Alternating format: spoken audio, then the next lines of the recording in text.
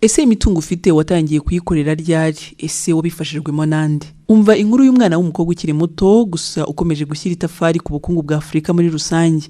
Uyu mwana w'umukobwa yitwa Swamidwa Habidadi, gusa akunda gukoresha iri zina Reina.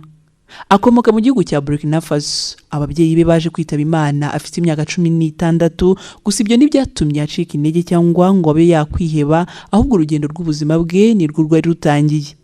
Ndakeka ko iyi foto ya Swamidwa Habidadi atari ubwa mbere uyibonye. Akenshi amafoto ye asanzwe akundwa gukoreshwa n'abantu batandukanye, bakayasakaza ku mbuga nkoranyambaga nko kuri Twitter ariyo X, Instagram, Facebook, TikTok n'ahandi. Bamwe nibazi ngo uyu ni muntu ki? Mu by'ukuri benshi bashima ibyo akora, ariyo tugiye kukubwira uyu munsi niba utabizi. Wari uzi ko Swamidwa Habidadi ari umuyobozi mukuru cyangwa se CEO wa company ikomeye yitwa Reina Farm Company?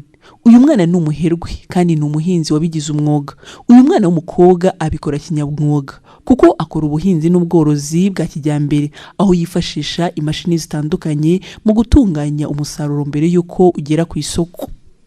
Ngo ku myaka 10 nibwo yatangiye gukunda ibikorwa by'ubuhinzi, aho yatangiye guhinga utuntu tworoheje harimo imboga, amashu n'ibindi. Arebera ku babyeyi be ngo buri gihe yabyukaga mu gitondo akajya kureba aho bigeze akabyuhira kuko yari afite intego yo kubibyaza umusaruro. Ngo yakundaga gusoma ibitabo byerekeye ubuhinzi kuri iyo myaka mike yari afite, farming techniques and crop rotation.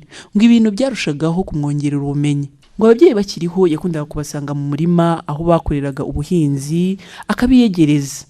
Mu by'ukuri ngo rimwe mama we yakundaga kumubwira ko agomba kugenda akajya gusanga abandi bana bagakina nk'ibisanzwe, kuko umwana we ntiyabikundaga, ahubwo akagerageza kubegera akareba uburyo bakora ubuhinzi. Yatangiye ubuhinzi afite imyaka 16, gusa kuva ku myaka 10 ngo wasangaga ashishikajwe no kumenya byinshi ku buhinzi n'ubworozi. Uyu mwana ukunda kwiyita Reina cyangwa se ukoresha amazina ya Reina ku mbuga nkoranyambaga zitandukanye, ubu ageze ku rwego rushimishije. Uyu mwana w'umukobwa ngo nyuma yuko ababyeyi be bamaze kwitaba Imana, n'ubundi yakomeje bya bikorwa by'ubuhinzi iwabo bari basanzwe bakora.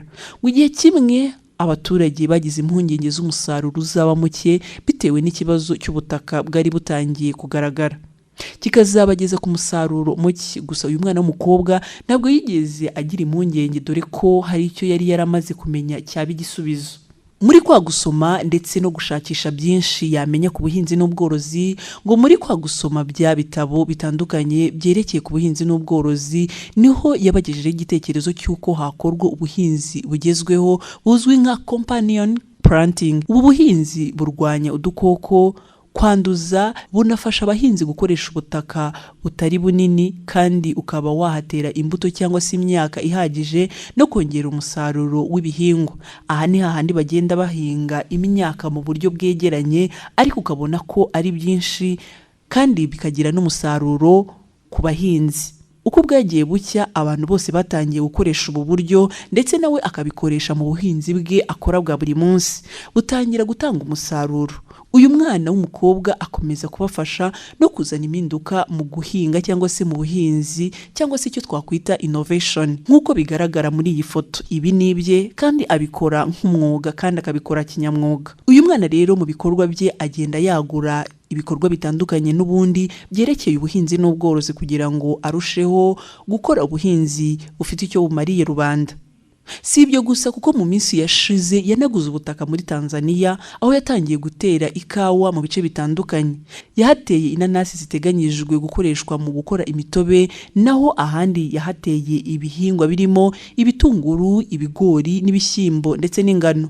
Yizeye ko azasarura umusaruro w'ibihingwa ungana n'amatoni ibihumbi n'ibihumbi. Uyu mwana w'umukobwa afite amafuso amufasha kuba yapakira imyaka kuyikura ku mirima ndetse no kuyigeza ku ruganda. Afite uruganda rw'ibigori, afite imodoka ye agendamo. Mu by'ukuri kumubona ari mu kazi n'abandi bakozi ni wabimenya. Mu gihe hari bamwe mu bahura n'iki kibazo cyo kubura ababyeyi, bamwe bakihutira kugurisha imitungo basigiwe cyangwa se abandi bakayisesagura mu buryo butari bwiza, kuri Ray we ntabwo ariko byagenze. ndetse n'abandi mu rubyiruko bafata ubuhinzi n'ubworozi nk'akazi gaciriritse cyangwa se ari ak'abantu bakuze ko batagakora ahubwo bakirukira ako mu biro. Ray we yahisemo gushyira amaboko ye ku buhinzi n'ubworozi, aho kuri ubu yabyajije umusaruro bwa butaka yasigiwe n'iwabo. Akoreramo ubuhinzi bw'imyaka itandukanye, akaba yeza amatoni n'amatoni y'imyaka itandukanye harimo umuceri, ingano, ibigori n'ibindi nk'uko twabivuze haruguru. Si ibyo gusa kuko Raina ni umworozi kuko afite inka nazo zimwongerera umusaruro, bityo ubuzima bwe bukaba bugeze ku ntambwe ishimishije. Aha muramubona ari kwita ku nka. Mu by'ukuri ibintu bikorwa n'abatari benshi cyane cyane ku mwana w'umukobwa. Mu gihe ababosi benshi bategereza raporo cyangwa se umusaruro w'abakozi, uyu mwana w'umukobwa we igihe kinini akimara n'abakozi be ndetse akabafasha mu gukora akazi, akabatekera, akabisanzuraho, bagafata n'amafoto. Mu by'ukuri ukabona ko yamaze kubagira umuryango.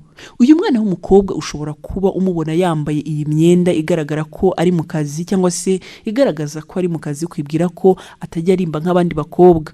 Oya, ararimba kuko hari amwe mu mafoto agaragaza cyangwa se agenda ashyira ku mbuga nkoranyambaga ze ugatungurwa. Ni umusirimu cyane kuko nawe agira igihe cyo kwiyitaho nk'abandi bakobwa, akaba yasohokera ahantu heza, akambara neza dore ko abifitiye ubushobozi. Mu gihe hari bamwe mu bakobwa bahitamo gushakisha amafaranga mu buryo butari bwiza bwo kwicuruza n'ibindi, uyu mwana w'umukobwa yakoresheje amaboko ye. Ubu ngubu akaba ari umuhinzi mworozi ubikora kinyamwuga kandi agatanga isoko ku bantu benshi. Kuri ubu benshi bifuza kuba bakorana nawe business dore ko yabaye rwiyemezamirimo ugaburira amasoko atandukanye mu bigo bitandukanye byaba by'abikorera ndetse n'ibya leta muri icyo gihugu. Afite imodoka, afite amafuso n'ibindi byinshi. Swamirwa ari we Raina ashishikariza abandi bana b'abakobwa gukoresha ubwenge bwabo ndetse no gukora cyane batitaye ku byo bize, no gukora bagana ku ntego zabo batitaye ku myaka cyangwa se ibihe,